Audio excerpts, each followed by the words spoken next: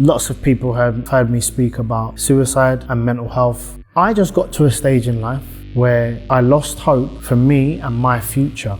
My children are my everything. That is my purpose in the respect of why I'm even probably still here. To get up every day and show them, yes, Daddy was once in a very, very low place, but I'm going to show you also how to fight back in life.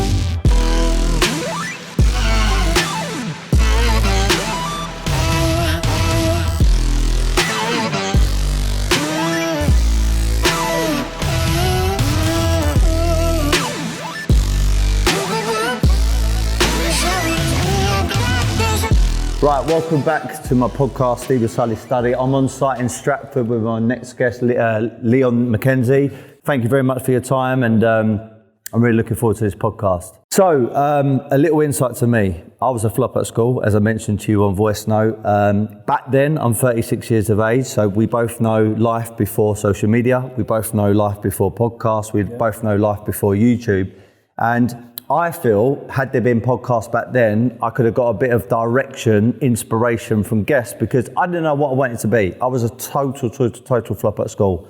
I ended up becoming a plumber, not because I wanted to, because my mum and dad, as I was applying for the Marines, they told me, do not apply for the Marines because you're going to get yourself killed.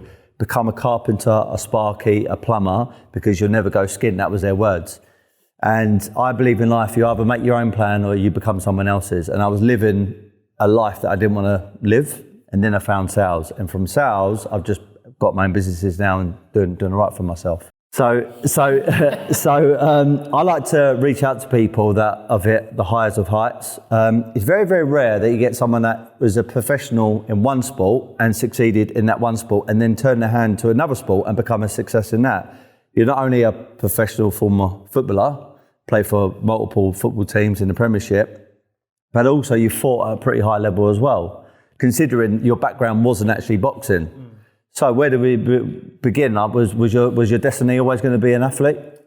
I would have thought so. I mean, well, I say that, sort of similar to yourself, school was I had a great time in school, probably some of my best years.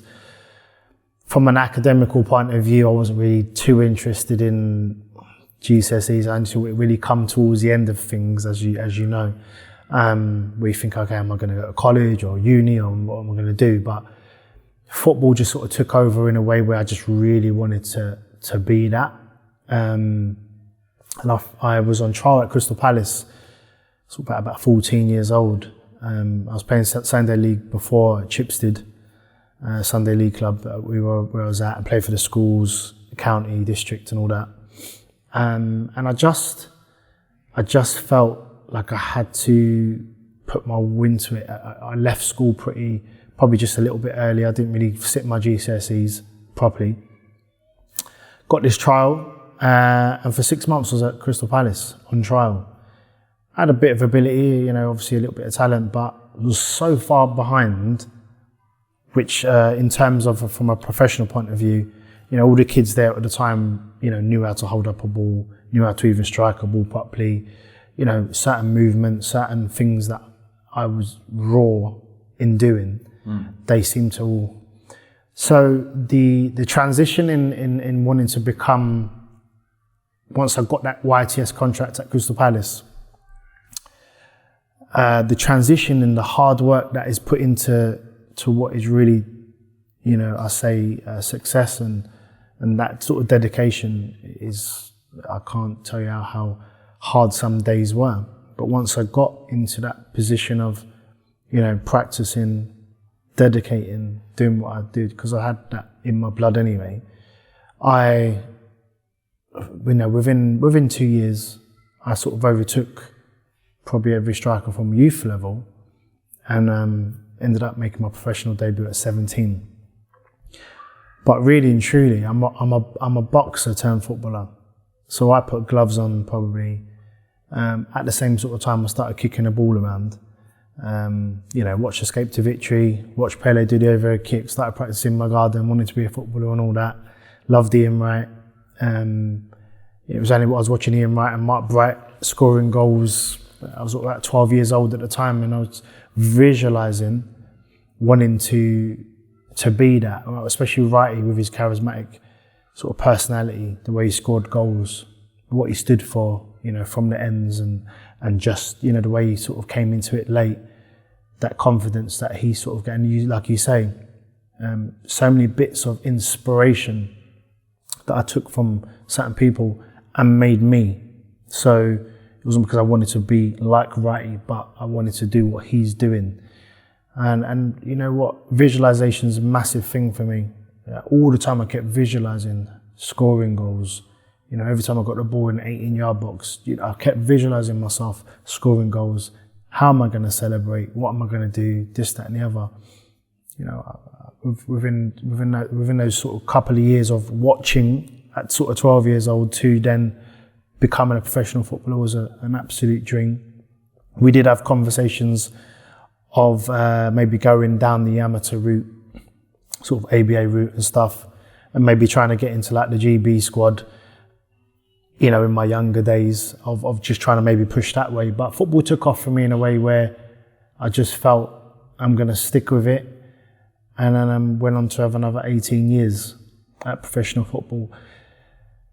The trials and tribulations in that was, you know, injuries, which really did affect where I probably could have been from a professional point of view, football-wise. I had some horrendous injuries. I've had about 8 operations in total, with whether it's to do with my ankles, knee, thigh, whatever. And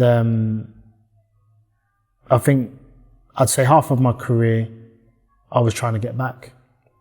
Just trying to get back on the field to play. The other half, I was probably, if you look at my ratio, it's like 1 in 3. I get used to 1 in 3 goal-wise.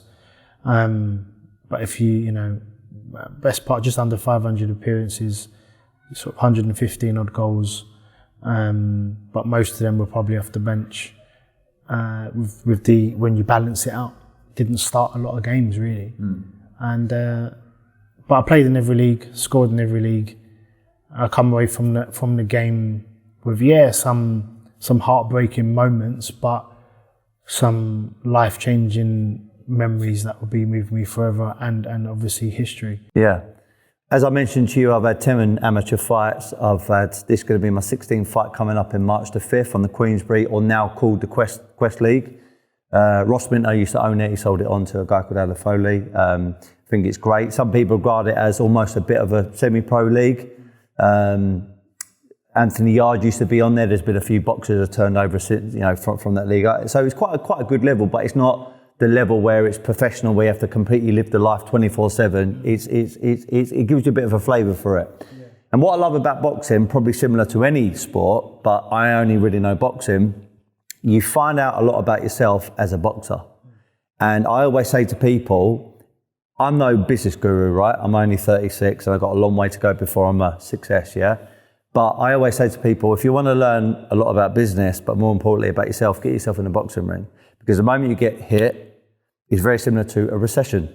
You know, when you're on the back foot, how can you pivot, how you can defend yourself, and then how can you come out the next round methodically and try and win that round? Very, very similar in business. It's not always going to be straightforward. You're going to get attacked, you know, financially, or the market's going to change, or new regulations are going to come in. So the question I'm going to ask you is, both of the sports, boxing and football, you must have learned a lot about yourself as an individual, but which one of the sports has taught you the most about yourself? So as I said from the beginning, boxing is my background, with my dad being a former British European champion, my uncle Duke being a former three-time world champion. So from age 7, 8 years old, that is all I saw every day.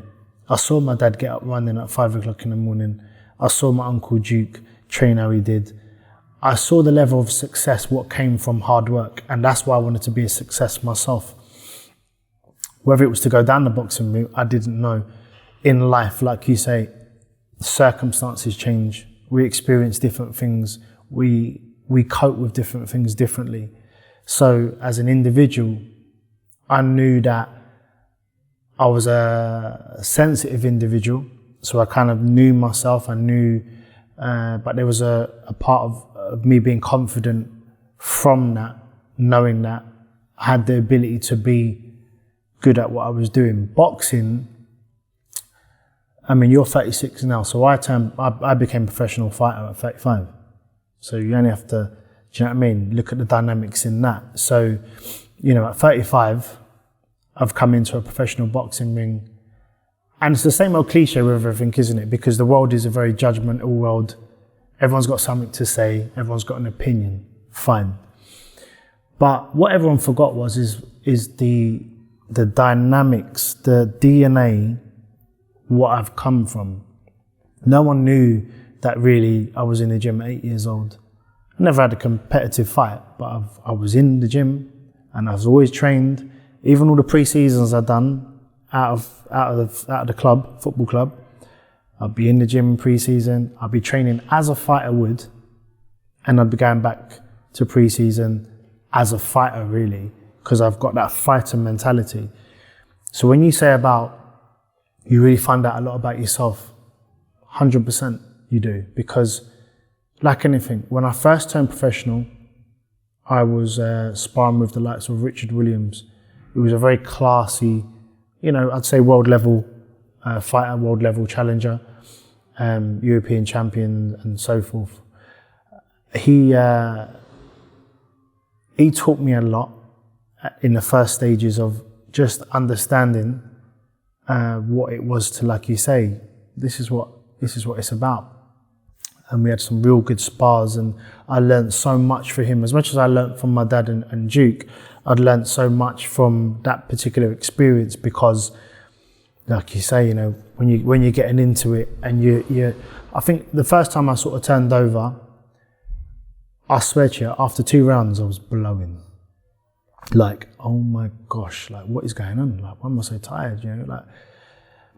And as you sort of, your journey goes on, it went to like 2 to 3 to 4. All of a sudden, I'm sparring like 8 to 10 rounds. I'm thinking, okay, finally here. You know what I mean? Comfortable. Yeah. But the thing with me is, why boxing means so much to me. Not only did it come into my life at a time of need, it was something, when I got to sort of 35 years old, I've had an 18-year football career.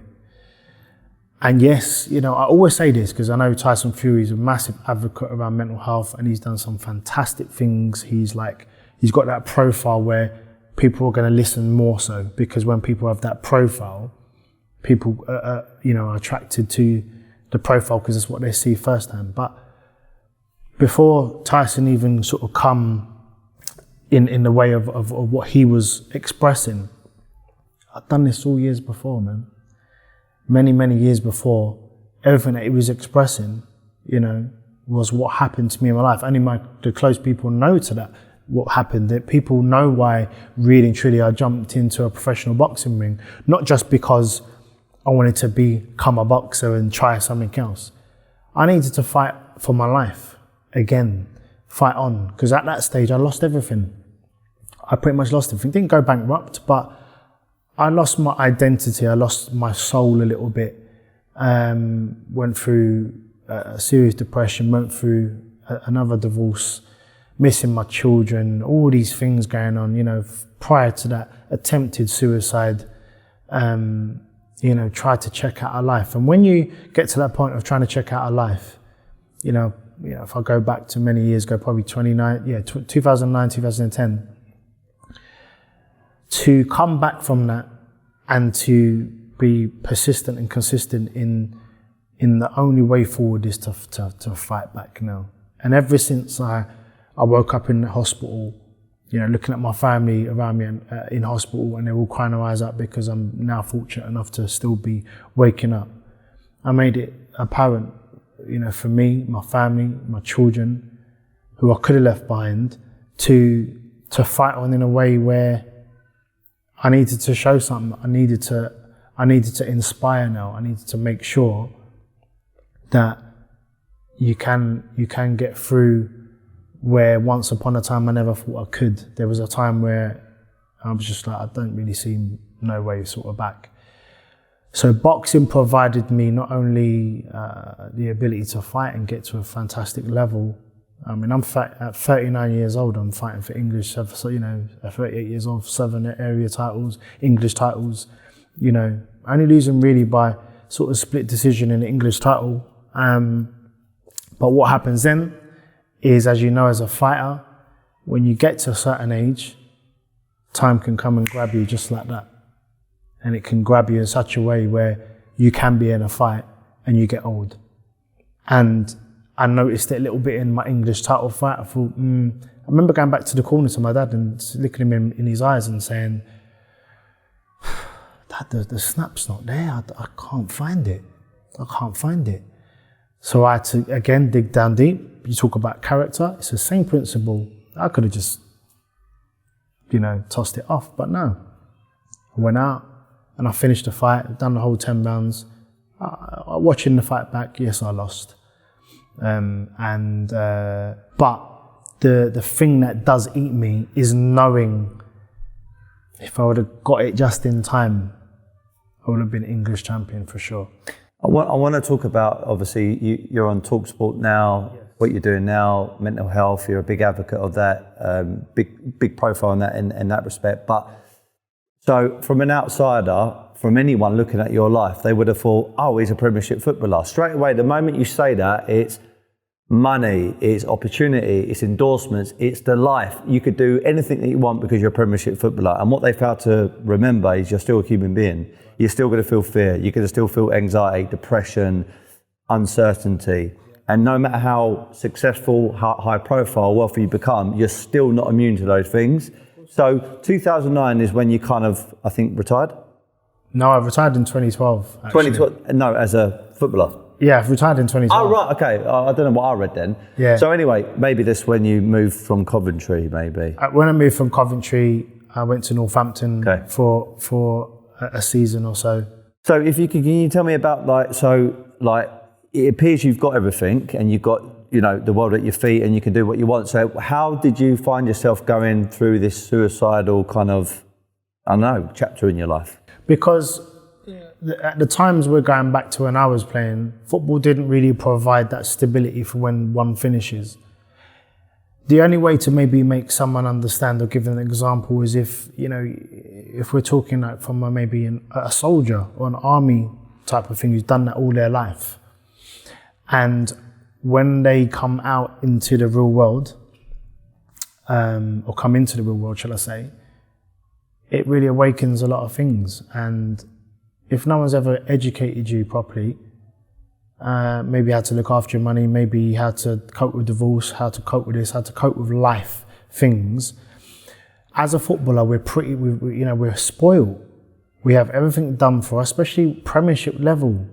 That's why I see so many players. It's sad to see so many players going down the line of not being educated, not being sure of what's truly going on, because everything else is done for. You've got this guy doing this for you, you got that guy doing this for you. You come into training every day, everything's laid out. It's a beautiful life. It's beautiful, but it stops.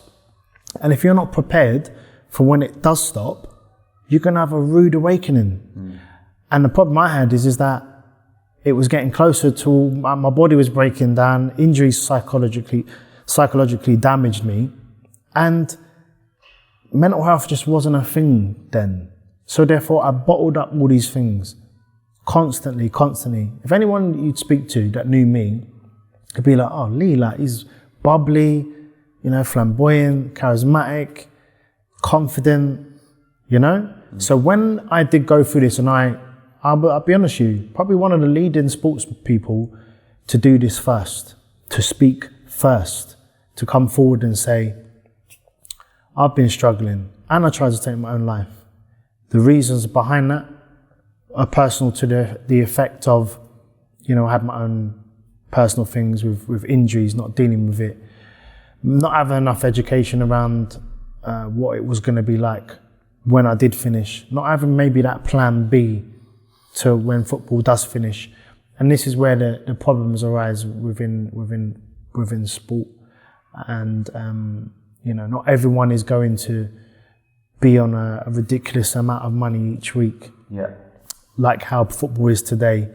Some of these guys, they're set up for life. And it's a beautiful thing to see. At the same time, nothing lasts forever. And if you don't plan properly, then you're going to see complications around not planning properly. Also, the influence you have around you as a human being, the friends you have around you, the family unit you have around you. If you can't trust your own family unit, because family can switch, turn. You think you trust this person and they turn out to, you thought they were your closest, one of the closest people to you, and you can be let down in a heartbeat. So you got to be very careful, especially when you're in a position of power, in a position of finance. I had so many people around me. When I was in the Premiership, I had a lot of people around me. I can imagine. Whether it was girls, whether it was so-called friends, yeah? Maybe family to a certain extent. Everything's great, isn't it? I can do this and help this person. I was very generous with my money. Very generous with my money. That's why, I understand, I wanted to make people feel good. If you're my friend and you can't afford to come out with me, or you can't afford to have a nice time because you're having, your life is different to mine, I can afford it. I love you. I look after you. But I was probably like that too much. And in the end, I've given the wrong energy and the wrong love to the wrong people.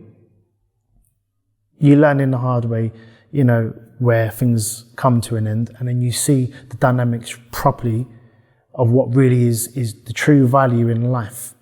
And I've made some very bad choices. Like you say, influence and the people you have around you, your circle is so important from the education point of view.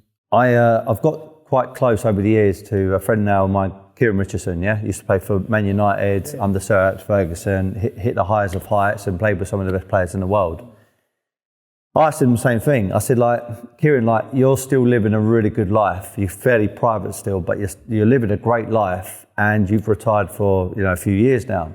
I said, what's the key to that? Because I see so many athletes, especially footballers, and I had the same conversation with Anton Ferdinand about it, where the so-called advisors prey on the some undereducated footballers because they've not been exposed to financial products or stuff like that. And their money gets siphoned off into these schemes where they don't really actually make any money. He said, my dad, when I first turned professional, my dad said two things to me. He said, congratulations, but treat this season like your last. And he said, what do you mean?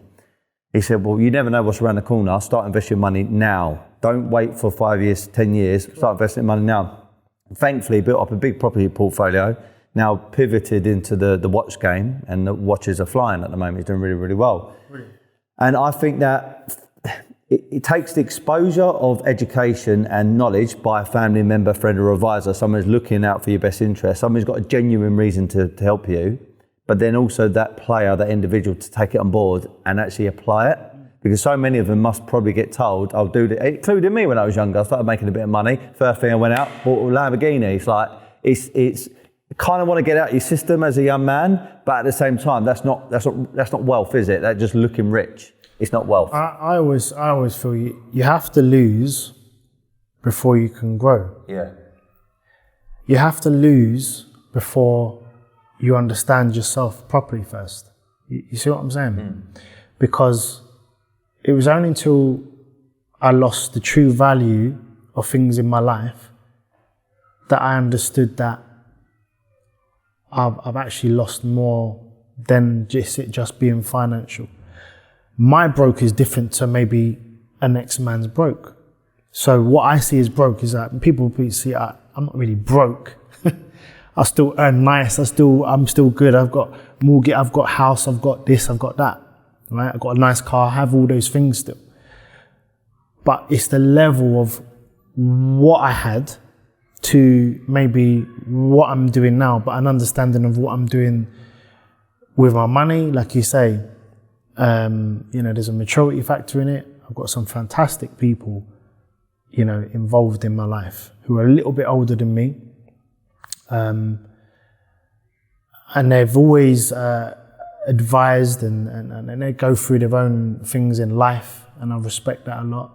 And like I say about the circle being tight, you know, I got some fantastic people, even like to a certain extent, Spoonie, DJ Spoonie, Raymond, Kathleen, Michael Dewberry, Lawrence Tucker, you know, another my mate Leon. Like my cousin Damien.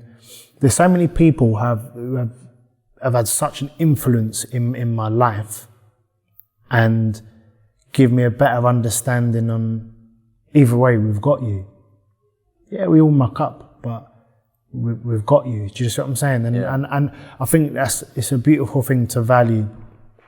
And I've always said, I said it in another sort of podcast thing I've done as well, is that it took me to get to about 42 years old to actually understand myself as a man, but to actually just mature as a person, to grow as a person.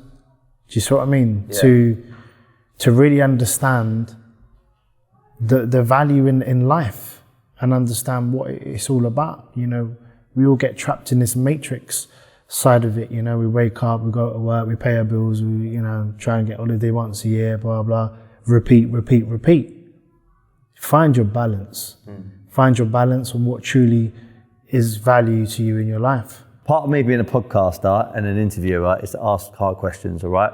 Me, Steve Sulley, if I were in the pub with you or down the gym, I probably wouldn't ask this, but you mentioned about suicide, right? Yeah. I've never gone through that. God forbid I don't, but who knows? You never know what's around the corner. Can you tell me a bit more about that? I mean, that's quite a dark and frightening place to be, and there might be someone listening thinking, oh, you know, I've thought about suicide. You know, the signs or what it felt like, and actually what was the act? What was you going to do? Listen, I think it's such a delicate subject. Lots of people have heard me speak about suicide and mental health. As you know, I'm very passionate about it from my heart. You see, the thing with me, I always keep it as real as possible. Some people will still listen to me and they'll be like, okay, we've heard this before, Leon. I don't really care. Because do you know why I don't care? And the ones that want to sort of be ignorant around that, okay, we've heard this before, like we don't. I'm not telling my story for you to feel sorry for me. I don't say, well, once upon a time, I tried to take my own life because I need some kind of support in the respect of what's happened. My kids, and I have 5 by the way, see what I am trying to do. And it's not from a negative effect. Some people when you hear suicide, it becomes negative. Or you hear mental health, it becomes negative a lot of the time. Because people don't have that patience and understanding of actually how it affects so many people in so many different ways, right? I just got to a stage in life where I lost hope in what was to be for me and my future. Anyone that knows me knows that my girls, my son, my children are my everything. That is my purpose in the respect of why I'm even probably still here. To get up every day and show them, yes, Daddy was once in a very, very low place, but I'm going to show you also how to fight back in life. They all know the drill. They know what to do when things get hard. And they all go through their own little transitions of understanding life, right? And they all hear me, and they're old enough now to sometimes see me do, you know, the media stuff, and they've got a greater understanding about mental health. It's not always been like that, because like you say, there was a time where I tried to take my own life because I just truly believed that life would be better off without me. I truly believed my kids would be better off without me, my family, because I was so unhappy. I was so unhappy. The person that I was so unhappy, and there wasn't a me to maybe go and speak to and get an understanding of, do you know what it feels like? Or someone that could just bounce off of me. Not when I was going through it. It's better now because so many more people are speaking in terms of what they're actually truly going through, or going through. And, suicide is still, still the biggest killer in men. It's still, men are still struggling to find words, struggling to find what to do next if I'm feeling in a way. And that is why I don't want to say how I try to take my own life, because it's irrelevant in terms of, I don't want to give people ideas of what to do. So you have to safeguard that in the respect of what I try to do. But what I did try and do is take my own life, not in a selfish manner, but because I truly believed that my mind had broken down and I could not cope with seeing another day of how I was feeling. And that's the realest thing I can honestly say to you. But waking up in the hospital that day, I had to gather a lot of strength within myself. Since that day, we're going in sort of 2010, and then I got back playing. I played non-league for a little while. And I had about a year, the 2012, in between the 2011, 2012 year, I went to prison for a little while. Again, I didn't know that. Yeah, went to prison, ACAT prison, Woodhill, Milton Keynes. Can I ask what for? I gave some my speeding points. A lot of footballers were doing it, as I said, right? Sometimes we can get into a lazy aspect of thinking. You put your trust in people that give you the old talk and, oh yeah, no problem, blah, blah, blah. And it came down to a point of where, I didn't want to lose my license. I was totally stupid. Got someone, paid someone to, take my points, look after it. Done it a few times. And unfortunately, when you're in the profile, it all came down on me. And it came down on me to a point of, they said that I was the main man. I was doing all the fraudulent letters. I was doing all this. I was doing all that. Mate, all I was doing was just giving my money to some guy, and he was going off and doing that's the stupidity in it. That's what I was doing. But where everything got span, narrative by the media. It all got put onto me, and you know what? It is what it is. I broke the law. I took it on the chin. I went into a big man prison. That was what was that like? And now, what was like prison like? Prison's not for me. Prison's not for most people. There's a lot of kids in there, who think they're bad, wasting their life, wasting energy. I mean, I was quite, I was early 30s when I'm going into prison. So, I'm a grown man. Was it a bit strange for the other inmates to see a high-profile footballer? I mean, I was, listen, I didn't know nothing about prison. They come over to you and go, you're Leon. They had tellies in there. So when I was initially coming in, I was all over the news anyway. So it was expected. The heat was on when I was in there. But, I could look after myself, and I'm from that. Yeah. I'm from that. And a lot of my guys are from that. But I'm a very well-respected person, more so probably than I ever imagined. And I only really realised that is when I did go into somewhere like prison, and I've got big grown men who have murdered people, kidnapped people, and they've been there for a long time. And they're coming into my cell, chatting to me, and I probably became a counsellor in the 4.5 months I was in this ACAT prison.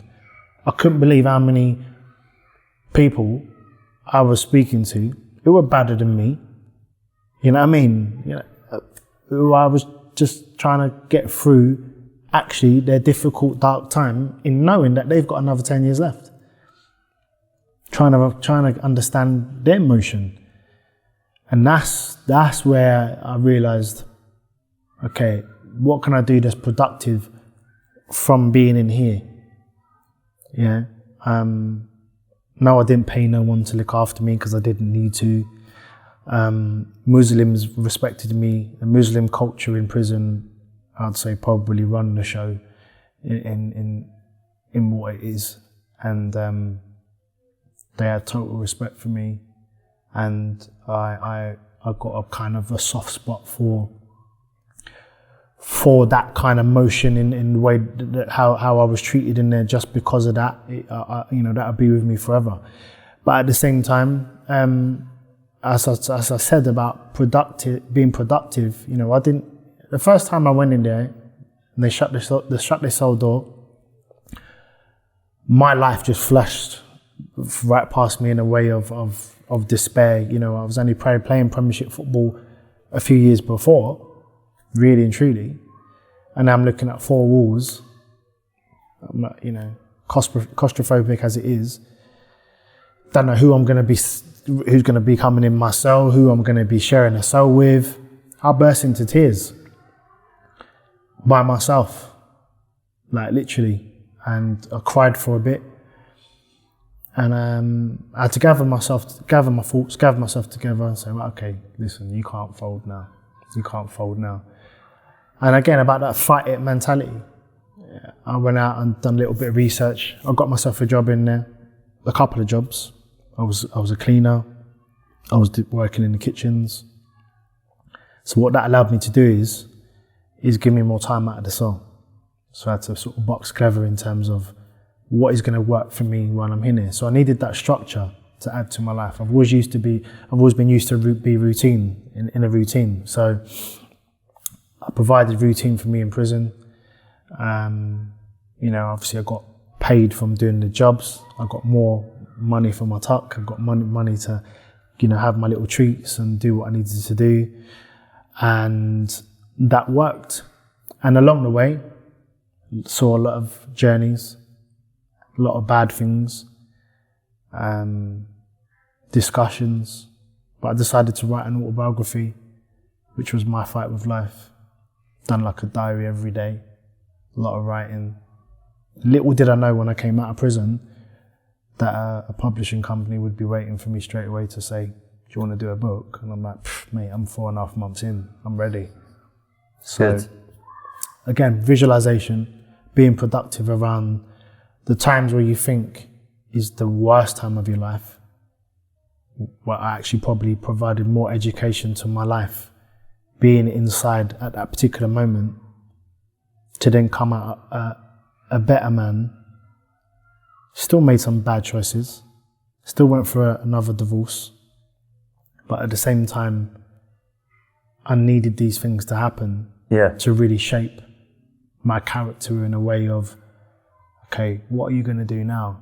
Because my life got worse after my suicide attempt. My life got worse in terms of just surroundings and circumstances. So with that in mind, I could have checked out again. Or I could have tried to take my own life again, but I didn't. I didn't for a reason. Because number one, I don't want to leave my children, not on that note. And I had to show some sort of fight back ability. And that's one of the reasons why I stepped into professional boxing when I got 35 years old. We only wanted to step in and maybe just try and win something. Just try and win something. Time is not on our side, but let's try and win something. I was written off from the beginning. Who's this footballer coming in again? Blah, blah, blah. The same old, same old. Ask anyone I've ever fought. Ask anyone I've probably sparred. Whether that's Anthony Yard, Billy Joe Saunders, Eubanks. Sparred a lot of guys myself. Went to gyms myself, without my dad, no one. I just went and sparred with all these guys. So I had to learn so fast in that as well. But if you ask anyone I fought, none of them will come out of this saying, what, easy fight. Every one of them know what time it is with me in terms of what I was about. And that's, when I left the sport of boxing, that was the beauty. All I ever really wanted to get was that respect. I wasn't in boxing because of my dad and my uncle, because of what they had done in their careers. I had my own journey and I built that journey. And when I left boxing, it wasn't so much, Leon the footballer anymore. Now it was like, yeah, you box, you're a fighter. I remember Kugan Cassis, my last interview with IFL London, or FLTV. I remember the last interview I'd done with him, and he was just like, "You got your respect." You know, I won an international masters title, fought for English Southern area titles, but you know, the last fight against Chela Renda was fight of the year. The only reason it didn't probably get even more, what's the word? Exposure is because it wasn't on Sky or anything. This was at a York Hall. I fought a lot at York Hall, but great venue though. What a fight, mate! Yeah, what a fight! But I gave my all. I left everything in the ring, man. I left everything in the ring, and when you leave everything there, I retired the next day because there was nothing else to give. There was nothing else to give in boxing. I'd given everything I could at the age I was at, everything that had happened in my life, everything. I knew that I'd given everything in that fight. And there was no point to sort of carry on. Now it was, what's next, you know? And I'd already been planning in boxing for what was next. So that's the education already in terms of where I was as a footballer, you know? I've been doing bits and bobs and, you know,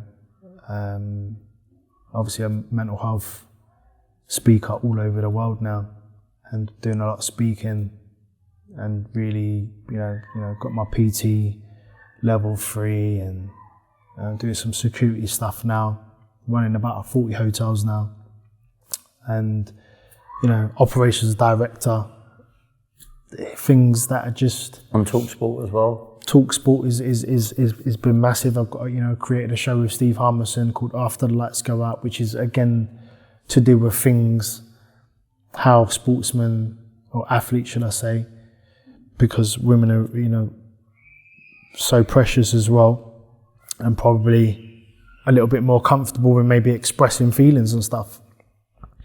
But we had some fantastic athletes on there talking about how they went through their own struggles and challenges, how things have not gone right after their careers, and it's, you know, whether it's past athletes or more so present, it's coming from the same sort of direction. Yeah, everyone's coming from the same sort of thing. Some fall into addiction, some fall into whether that's drugs, alcohol. Some lose, you know, again, from a financial point of view, people are putting money into areas. I've done it. I put money into areas and people, investment-wise, that whether it's property or whatever it is that didn't go right, and I'm like, great, do you know what I mean? Tax schemes or whatever. And it's part and parcel, man. It's not about, what can you do? You can't feel sorry for yourself. You just got to say, okay, so that's a big lesson learned. And you have to move forward the best way you can in your life and educate others. I think when you educate others from your own experiences of what you've gone through in your own life, I think it gives your life a purpose and a different kind of value, because not only are you understanding and giving education to someone else, I think that's what life is about. If you don't do that, and you have all this education and knowledge of your own experience and what you've gone through, if I never spoke about what I've gone through, if I never spoke about my suicide attempt, if I never spoke about mental health in the passion and fashion I speak about, and I just keep that all to myself, how's that, for me, that doesn't inspire. It's slightly, you could perceive it as slightly selfish as well, if you don't share it. It's a waste of life. It's a waste of life. Education is everything. Yeah, I've got to be very conscious about the time, because I know you've got to get off. I'm not just saying it, if I had another 2 hours with you right now, it would be full of great content and great information. I really want to have a part 2. I want you to come over to our studio at some point. You're very articulate, you're very inspiring, you're very educational. You're a great man, you really are. Bro, so I appreciate it, man. It's really, really good. I'm going to ask you one more question. Go on, mate. When I first started my business, it was predominantly a sales business. I had about 50 people working for me at one stage, mostly men, probably about 3 to 4 women on their maximum. Sales is a very alpha male type environment. So to get the troops on board every single day. I used to do a big presentation in the morning and I come up with a slogan, like a mantra. And this is how it goes. Be happy, never content. If I was to ask you, Leon McKenzie, what does be happy, never content mean to you? Happiness comes in moments anyway. You can't always be happy. You just can't. It's momentary. So it comes in moments. I think when someone asks me, are you happy? And I've had this a few times. I haven't always been happy. And I have to understand what really happiness is. I think some of us, although we go through unhappy spells in life, just don't beat yourself up when it isn't great or you are feeling unhappy, because it's not going to last forever. It's not going to last. You're going to be happy again at some point in life, and you're going to have a moment again where you feel that happiness. When I say to be happy and you say not content. Never content. And never content. I think that whole word being content is dangerous. And the reason it's dangerous is because as soon as you do become content, whether that's in your career, whether that's as a person, whether that's in your relationship, whether that's with your kids, whatever it is that you're content with, I think you always have to work on ways